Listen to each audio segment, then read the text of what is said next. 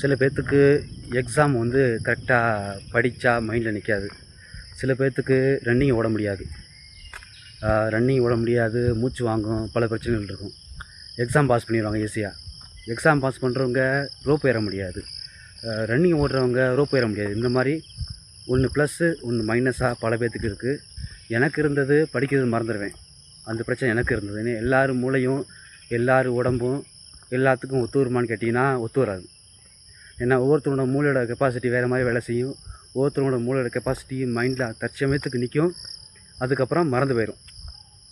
இது வந்து இயற்கையான விஷயந்தான். சில பேர்த்துக்கு நல்லா ரன்னிங் ஓடுவாங்க, படிப்பு ஏறாது.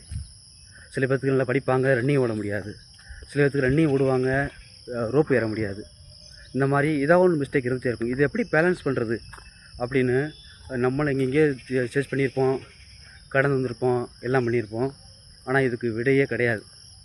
இது விடையை கிடைக்கணும் அப்படின்னா நம்ம எல்லாத்தையும் பேலன்ஸ் பண்ணி ஆகணும். இதை நம்ம எப்படி பேலன்ஸ் பண்ணுறது, எப்படி நம்ம பாஸ் பண்ணுறது, இதுக்கு என்ன ஸ்ட்ராட்டஜின்னு கேட்டிங்க அப்படின்னா, ஃபிசிக்கல் வந்து 5 கிலோமீட்ரு 1.5 கிலோமீட்ரு இதுதான் பேசிக். எங்கே போனாலும் இவ்வளோ தான் நடக்கும். இதை டைமிங் செட் பண்ணி ப்ராக்டிஸ் பண்ணுங்கள். இப்போ 5 கிலோமீட்டர் 24 நிமிஷம். நீங்கள் 5 கிலோமீட்டர் 24 நிமிஷத்தை 5 கிலோமீட்ரு 40 நிமிஷம் ஃபஸ்ட்டு ட்ரை பண்ணுங்கள். ஃபஸ்ட்டு ஓடுங்க. அதுக்கப்புறம் கொஞ்சம் கொஞ்சமாக டயத்தை கம் பண்ணுங்கள். 5 நிமிஷம் ட்ரை பண்ணுங்கள். இந்த மாதிரி ட்ரை பண்ணிங்க அப்படின்னா நீங்கள் இதை ஈஸியாக படிச்சிடலாம், அதாவது கற்றுக்கலாம் இந்த ஃபிசிக்கலை. எக்ஸாம் வந்து ஒரு நாளைக்கு இல்லை ஒரு நேரத்துக்கு ஒரு டெஸ்ட்டை படிங்க. அதாவது ஜென்ரல் நாலேஜ் உங்களுக்கு எது விருப்பம் அதிகமாக இருக்கோ, உங்களுக்கு எது புத்தகத்தை பார்த்தா தூக்கம் வராமல் இருக்கோ அதை படிங்க. ஒருத்தங்களுக்கு மேக்ஸ் போட்டால் தூக்கம் வந்துடும், அதிகமாக யோசிச்சா மண்டகாய். ஒவ்வொருத்தங்களுக்கு சயின்ஸ் ஒன்றும் புரியாது, ஃபிசிக்ஸ் கெமிஸ்ட்ரி ஒன்றும் புரியாது. ஒவ்வொருத்தங்களுக்கு வரலாறு அந்த வருஷத்தெல்லாம் மைண்டில் வச்சுக்க முடியாது. இந்த மாதிரி பல பிரச்சனைகள் இருக்கும். அதனால் எது விருப்பமோ அதை படிங்க.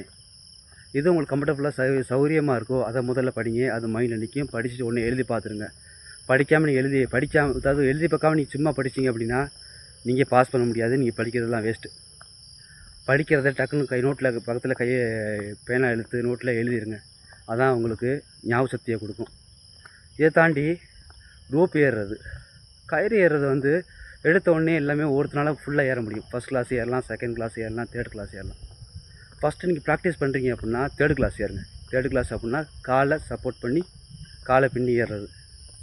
அதுக்கப்புறம் காலை எடுத்துகிட்டு ஒரு மாதமோ 20 நாளோ ட்ரை பண்ணிங்க. அதுக்கப்புறம் காலை எடுத்துகிட்டு ஒரு 2 ஸ்டெப்பு மட்டும் காலில் சப்போர்ட் இல்லாமல் ப்ராக்டிஸ் பண்ணுங்கள். இந்த ரெண்டு ஸ்டெப்பு, அடுத்து 2.5 ஸ்டெப்பு, அடுத்த நாள் 3 ஸ்டெப்புன்னு இன்க்ரீஸ் ஆகிடுச்சுன்னா உங்களுக்கு நீங்கள் ஈஸியாக அதை பிக்கப் பண்ணிடலாம். நீங்கள் எடுத்த உடனே எல்லா ஸ்டெப்பு ஏறி ஒவ்வொருத்தராலும் கம்ப்ளீட் பண்ண முடியாது.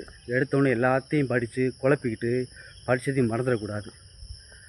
அதுக்கப்புறம் எடுத்த உடனே 5 கிலோமீட்டர் 24 நிமிஷம் செட் பண்ணி ஓட முடியாது. எல்லாத்துக்குமே ஒரு கனெக்ஷன் இருக்குது. இந்த கனெக்ஷனை நீங்கள் ஈஸியாக புரிஞ்சிட்டிங்க அப்படின்னா நீங்கள் ஈஸியாக பாஸ் பண்ணிடலாம் எக்ஸாமில். SSGD, ஆர்மி, போலீஸு உடனுக்குடன் அப்படி தெரிஞ்சுக்கிறதுக்கு நம்ம சேனலை சப்ஸ்கிரைப் பண்ணி வச்சுக்கோங்க. அடுத்த வீடியோ சந்திப்போம். நன்றி, வணக்கம்.